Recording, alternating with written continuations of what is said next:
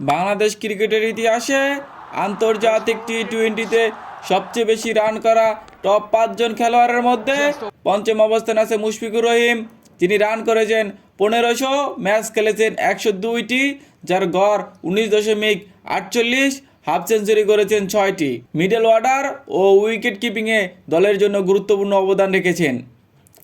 4 নম্বর আছে তামিম ইকবাল, যিনি রান করেছেন 1701 রান, শতক করেছেন 1টি, হাফ সেঞ্চুরি করেছেন 60টি, যার গড় 24.65। ওপেনিংয়ে ব্যাটসম্যান হিসেবে তিনি দ্রুত রান করা এবং ম্যাচ পরিবর্তনকারী। 3 নম্বর আছে লিটন কুমার দাস, যার রান করেছেন 2020 রান, হাফ সেঞ্চুরি 11টি, যার গড় 22.44। ওপেনিং বা উইকেট কিপার ব্যাটসম্যান হিসেবে তার অবদান স্মরণীয়।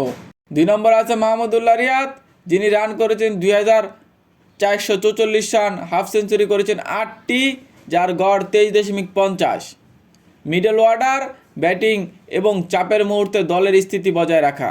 1 নম্বরে আছে বিশ্বসেরা অলরাউন্ডার হিসেবে খ্যাত বাংলাদেশ ক্রিকেটের পোস্টার বয় সাকিব আল হাসান, যিনি রান করেছেন 2551 রান, হাফ সেঞ্চুরি 13টি, গড় 23.19।